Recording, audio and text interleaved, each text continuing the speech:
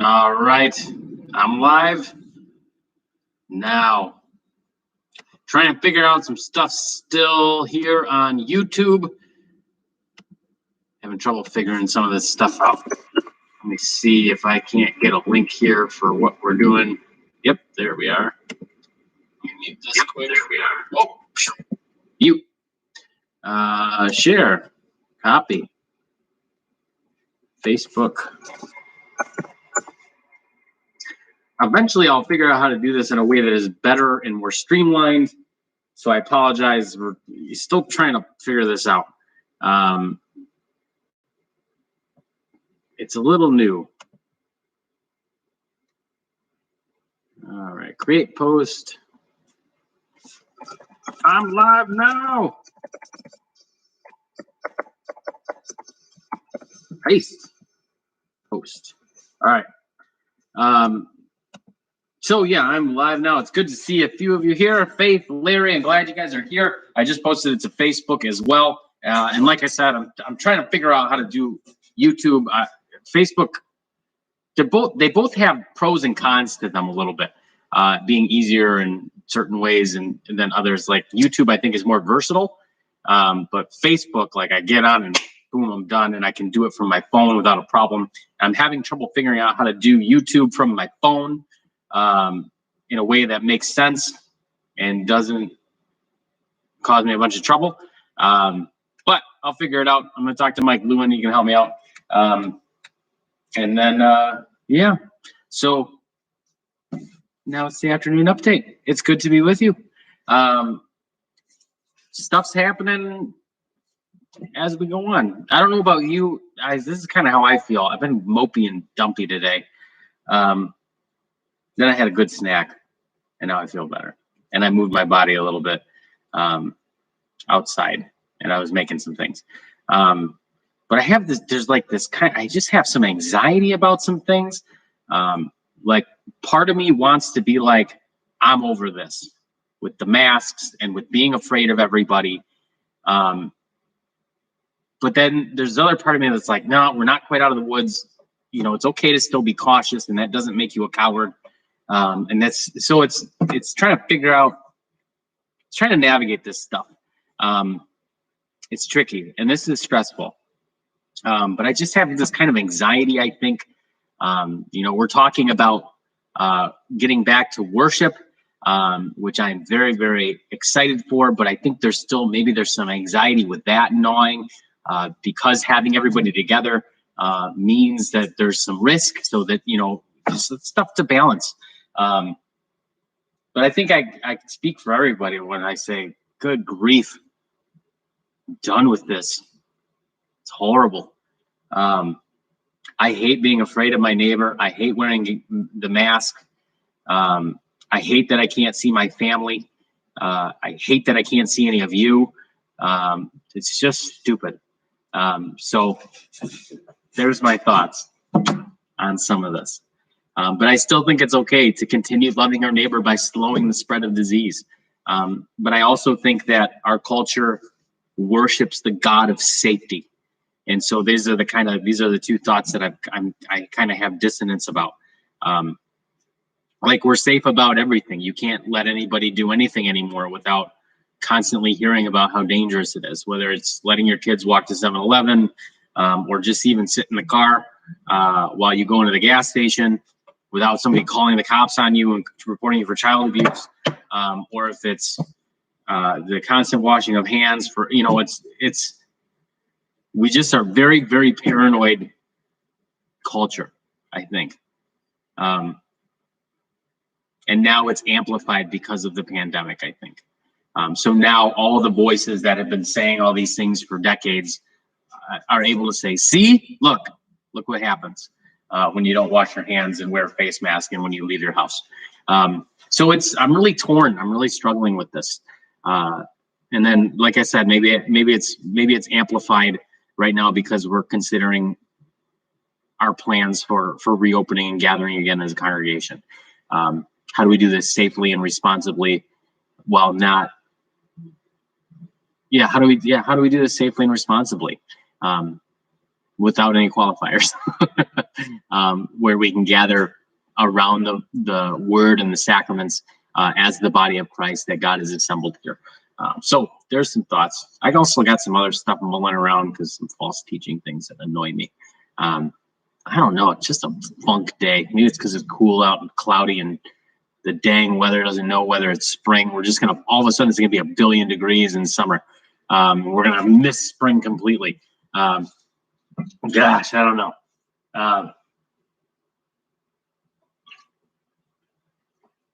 This is water, I promise. So yeah, I don't know. It's just some stuff.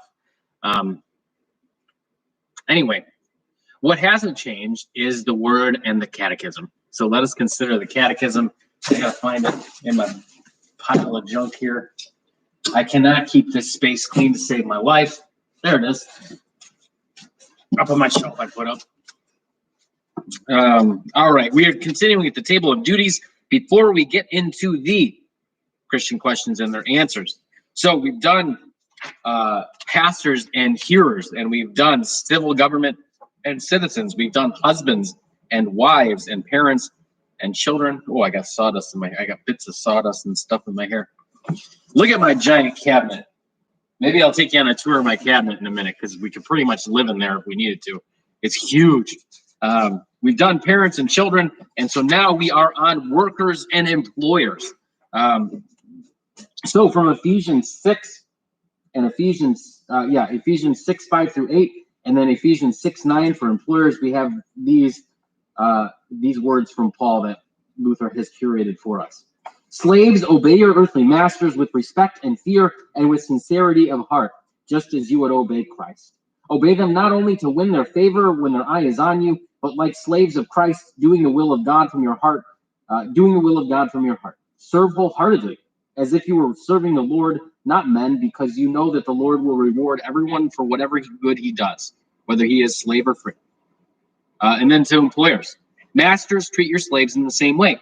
Do not threaten them, since you know that he who is both their master and yours is in heaven, and there is no favoritism with them. Now, so obviously there's a key word in here that causes some trouble, I think, for people. Let's talk about this word slave, this word doulos in Greek.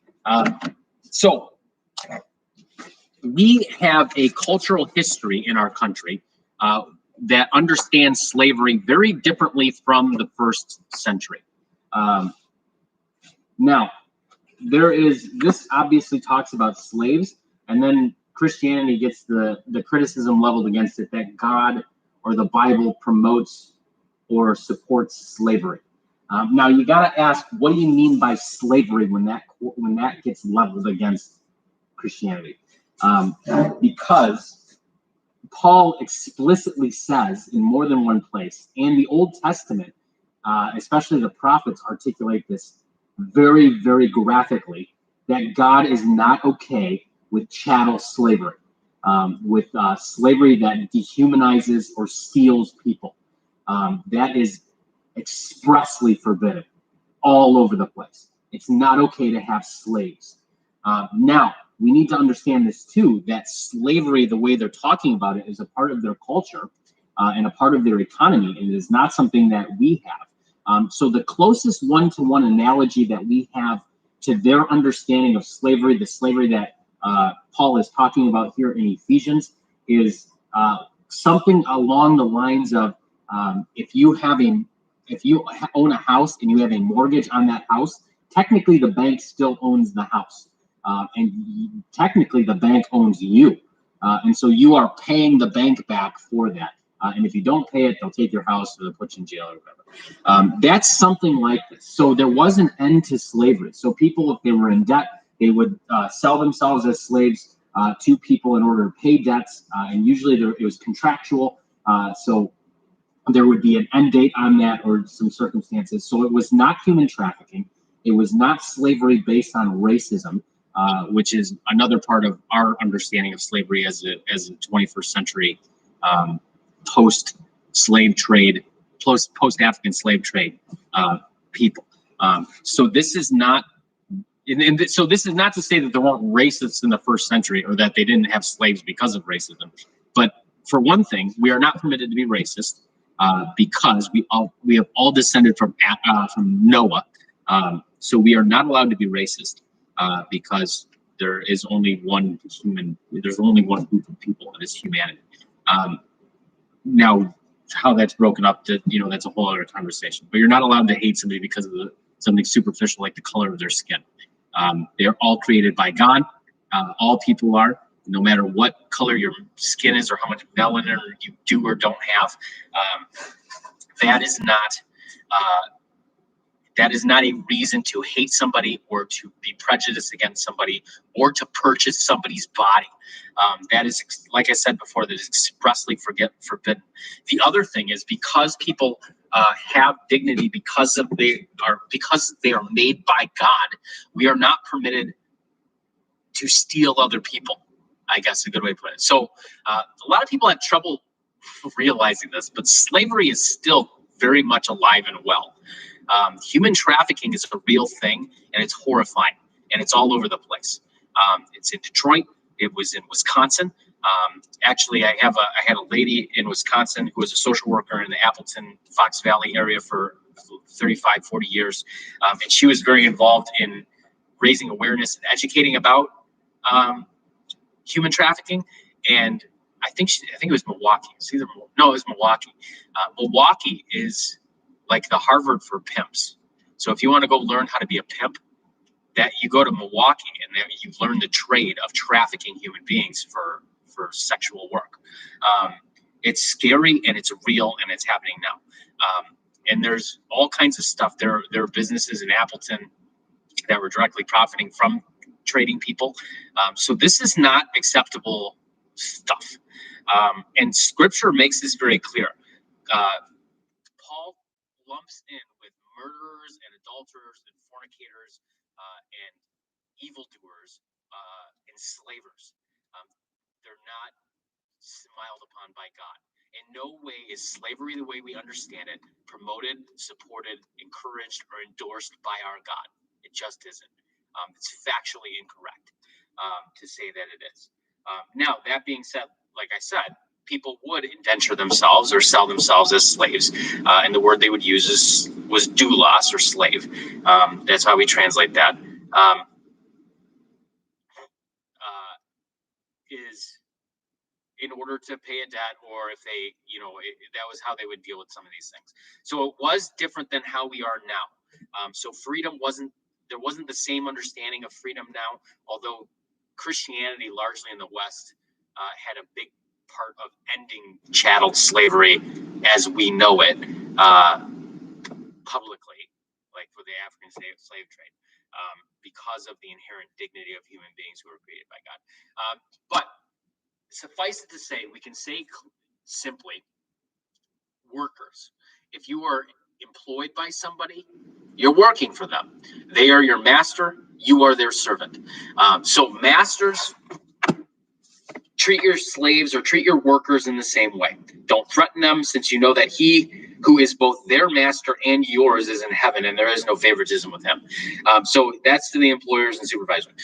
He says, God is master of your servant or your slave or your worker, and God is also your master, and you are enslaved to him.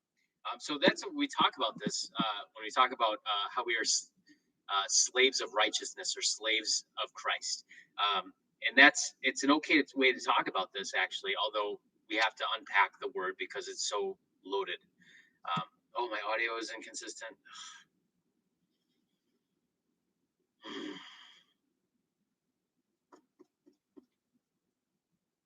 I don't know about the audio. Let's see here. I muted it. I unmuted my audio. I am doing it through. We'll work on the audio. Let me leave a comment. Sorry. Oh, you know why? Oh, I bet you I know why it's getting quiet coming back. I have my hymnal here, or my whatever this is, the catechism, and I keep putting it here. Did it get quiet? Let me know if it got quiet. And then I take it away, and it gets louder, because I think I'm putting it in front of the microphone on my computer here. So let me know if that made sense. Oh, my hair looks terrible. Jeez Louise, I need a haircut. Falling apart here. So, employers and supervisors. Oh, that didn't do anything? All right. Well, we'll get through this afternoon update. And Pastor Wade and I will work to improve this. It got loud when I did that. Oh, something's confused. I don't know. This is so confusing. All right. Long story short is be a good worker. That's all. If you are employed by somebody, don't steal by wasting hours. Don't threaten, or I'm sorry, respect and fear your master the way you would respect and fear God sincerely. Even if your boss is a jerk, that goes to the fourth commandment. That goes to the fourth commandment of honor your father and your mother. And honor includes in it respect and love and honor and obedience. So honor them just as you would obey Christ, because Christ has placed them over you as supervisors or as masters. Obey them not only to win favor when their eye is on you, but like slaves of Christ, doing the will of God from your heart. So even when nobody's watching you, do the best work that you can do. Be a good worker. That's all. And you know exactly what it means to be a good worker because you know what your job entails. So even if your boss is a jerk, even if the people you work with are jerks, love your neighbor by being the best worker and the best Christian that you can be, and repenting when you can't or when you don't. Take ownership of what you're doing. Even if you have a failure, don't push it off on somebody else. This is all these things that are wrapped up in being a good worker. Serve wholeheartedly as if you are serving the Lord, not men, because you know that the Lord will reward everyone for whatever good he does, whether it's slave or free. Now, to masters, treat your slaves the same way. Don't be overbearing. This you could say very similar things like you would say for a father teaching a son. Don't exasperate your children. We learned yesterday as we were talking about parents and children. Same thing if you are over people. Be a good manager. That means be honest and forthright. Don't be a coward and spineless. Be clear with your direction and take criticism well. Be a boss that people can come to and say, hey, this is not right, or I don't think that how you told me to do this is going to be the best way to do it. It's okay to be corrected because your workers, the people that you've hired them for a reason. They're good at what they do. So trust them with the work that they're doing and give them good, clear directions because this is your project or your business or your team or whatever. And know this, that God sees you and the people under you as the same. You are on the same level before God. So understand that always. So there's humility injected into this as well, lest it go to your head and then you become overbearing, an overbearing tyrant of a manager or supervisor or a boss. So that's what it is to be a good worker or a good supervisor. Tomorrow we're going to talk about youth and widows and everyone. So he has a couple other pieces here to the end of this, and then we'll get into Christian questions and their answers on Wednesday. So sorry, I'm having trouble with the audio. I'm going to do my best to get this sorted for tonight for evening prayer and for tomorrow's afternoon update as well. But thank you for sticking with me through this. We're continuing to grow and learn here as we're streaming, as we prepare to gather together again with the body of believers around the altar. So I look forward to that day with you. And until then, do not be afraid. Be at peace. Love you guys. Talk to you later.